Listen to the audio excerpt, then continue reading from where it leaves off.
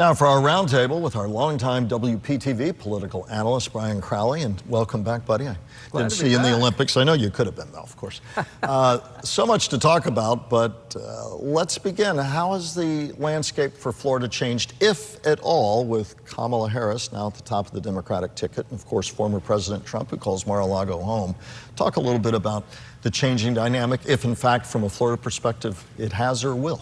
Yeah, I think the biggest change is there's a lot of enthusiasm among Florida Democrats. I think there's a lot more encouragement that they can do better. Do I think that it means that they can suddenly win the presidential race in this heavily red state when they have when the Republicans have 1 million more registered voters than Democrats do? The odds are still very much against them. But before Kamala Harris got in, the Democratic Party in Florida was rather anemic. You know, there was no enthusiasm for Joe Biden. There was no enthusiasm for raising a lot of money and doing the hard work that it takes to win races. The upside of that for the Florida Democratic Party may be that they'll do better in some local races around the state and maybe some congressional races, because their turnout may be better. We don't know for sure yet, but they seem to be a lot more encouraged than they were. The flip side of that is that you hear a lot of Republicans nationally, in particular, that are saying that they're discouraged about Donald Trump's campaign because he can't seem to come out with a message where he's talking about the future, and that it becomes his ongoing message of grudge and revenge and how badly he's treated and what a great president he was. In fact, the greatest president in the history of the country, I hear. And some Republicans are getting discouraged that that's going to turn off swing voters. So there are a few dynamics there that could help Democrats in Florida, but ultimately, we're a red state. And with that 1 million registration voter advantage not likely to change anytime soon. Talk about some of the other dynamics. Our Senate races will point toward the fall, the U.S. Senate race.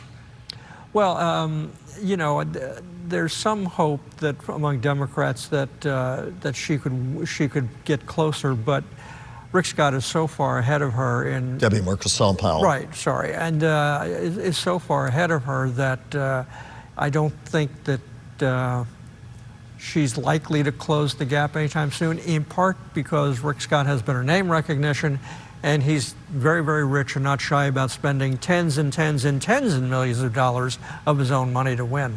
The amendments 3 and 4 on recreational marijuana and the abortion issue, talk about that, and does that at all impact the dynamic? Some had argued early on, even when it was a Trump-Biden perspective face-off, that it might. Others said people will disconnect how they may or may not vote, let's say, an amendment for the, as it's being called, the amendment over abortion, but they might not vote top a ticket. It doesn't necessarily match. And so don't assume that if somebody has a particular view on one, that they will vote against the former president because perhaps they're very much pro-choice. Do you agree with that? There's a separation there or not? You know, I think that the amendments sort of stand for themselves. I think that's generally always been true, that it doesn't matter which candidate you support, you look at the amendments separately. I think the abortion amendment hasn't quite gotten the excitement among Florida Democrats and independents and swing Republicans on that issue that many thought it would. We'll see. We'll find out. Seeking to restore, essentially, that you could have an abortion up to 24 weeks. Opponents argue that it opens the door to other procedures. It's a nasty fight already. Well, and we have a 6-week abortion ban now in place right now. So a lot of people thought 6 weeks would really get people excited that we need to change that. And there are people who agree that 6 weeks is too short, and that they're not necessarily pro-choice, but they think it's too short. And we'll see. The problem in Florida, unlike most states, is it requires 60% of the vote to pass an amendment. That's a big hurdle for most amendments. Not a bad idea. We don't want to make amendments too easy to pass, but it's going to take a lot to get both of those amendments passed. I want to ask you about an article, and people who know me know it's my alma mater, the University of Florida. The Independent Florida Alligator this past week came out with a huge story about the now Ben Sasse, who's president, said he was resigning because of his wife's health issues. The headline, former UF president channeled millions to GOP allies, secretive contracts. It's now making national news. Your thoughts, Brian? Well, you know, on Friday, Ben Sasse finally came out with a statement where he a very, very long statement, frankly, that didn't say very much. He simply said, no, it's not true. He said he came in as president of the university with the intention of making big reforms, and as a result, with these big reforms and with each new initiative comes new staff. Well, whether or not some very highly paid staff, some of whom were not on campus. They made far more money than previous people. He created new positions. Many of them were his former GOP staff members. Working off-site. Working in Tennessee, working in Maryland. It's, you know, and we're very, talking very multi-six. We're talking multi-six-figure salaries. Were spent on these high salaries. To the governor's credit, Ron DeSantis has said this should be looked at and investigated to make sure there wasn't any abuse of funds.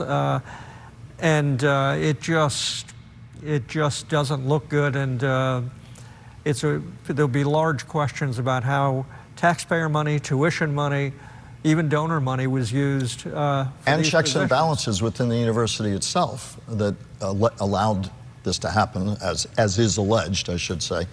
And that will go on. Brian, in our remaining time here, you heard the supervisor of elections talk about the fact, yeah, we're seeing some problems with canvassing board disruptions, with poll workers who feel uneasy. What is your forceful message? And I say that because you've been a long time on this broadcast, have talked about that over years with me. And it's now nationally, at least, getting worse than ever. Again, as I said here, I saw a headline, Georgia election workers, panic buttons for all of them. We're in uncharted waters. Well, one thing is that, and Wendy kind of pointed this out, you know, harassment of poll workers. Well, let's pause for a minute on who you're harassing. Many of these poll workers are senior citizens. They're elderly. Volunteering their time. They're volunteering their time. You know, being good citizens, why in the world would you want to go out of your way to harass them? Frankly, if you're the kind of person that wants to go out of your way to harass poll workers, you're not a very good person. And the irony is, too, that the leadership of the state has said in the last couple of cycles that the vote in Florida went very, very well. Certainly, there's a lot of concerns nationally, but the fact that it's percolated here is interesting to me. Is it just a part and parcel of our times and our remaining moments here? Well, we have this theme that's repeated nearly every day by Donald Trump and many others. It's not unique to him, but he's the most vocal. You know, that elections are stolen, that the elections are rigged. You know, he said that about 2016 when he lost the Iowa caucuses, that it was stolen from him. And there are a lot of, you know, just ordinary folks out there who now just don't trust elections. We continue to follow that story and many, many more. It's good to have you back, and we'll be back with Brian with more in just a moment.